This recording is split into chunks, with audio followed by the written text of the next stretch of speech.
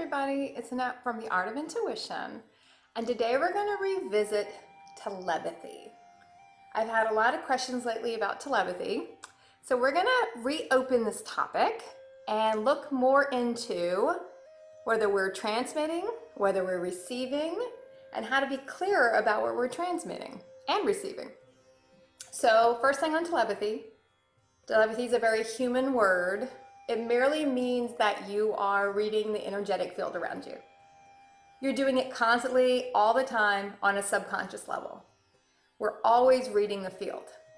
Whether you realize it or not, on a conscious level, you're doing it. You're downloading all the time.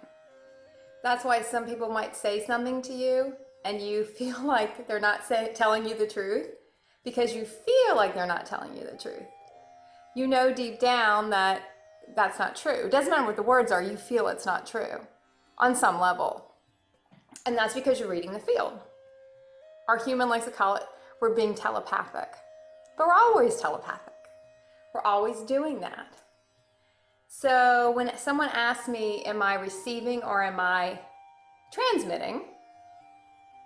I use a couple quick rules with this. If you're sitting around with sort of nothing on your mind particular and someone pops into your mind, you're normally receiving a message. Someone was thinking about you, you got the message.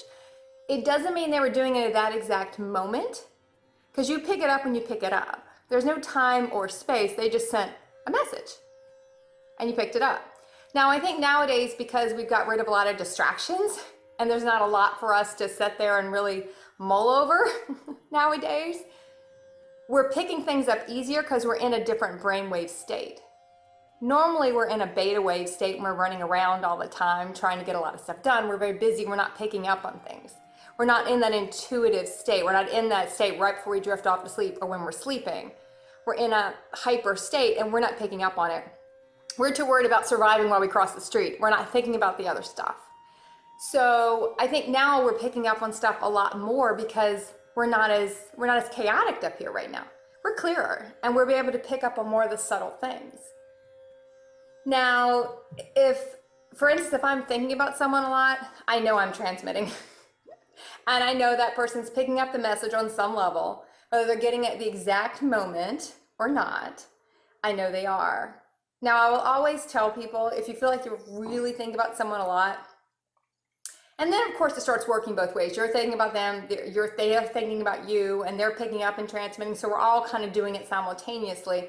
But if you feel like you're doing it a lot, it's almost like sending someone a zillion messages at one time, and it can be a lot, especially if you're doing it intentionally and you're not getting the response back you want to get. I always tell people to kind of pull back on that and let someone breathe a little bit. So just get your mind on something else.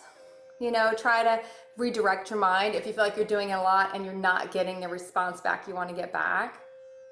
Now, a fun game to play is to get your phone, and I tape these on my phone, so I can't show you directly on my phone, but get your phone. I saw this on a video somewhere and it really does work.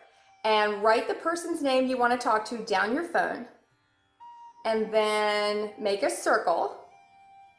How many times you want to, 3 or 4 or 5, it doesn't really matter, whatever feels right to you. And then seal it on your third eye. And wait and see how long it takes someone to get back to you. Pick someone you don't talk to normally.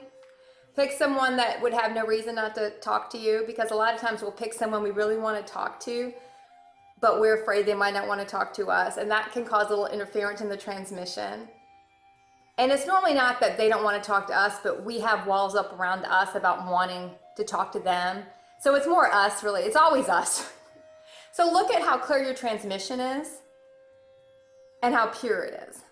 But for this exercise, just for fun, just pick someone out of the blue. You don't talk to them every day. You kind of want to hear from them. Write it down on your phone and see what happens. And you'll be surprised how quickly that person gets back to you. That's a very fun game. Okay, everybody, good luck. Play some telepathy experiments and keep practicing the art of intuition.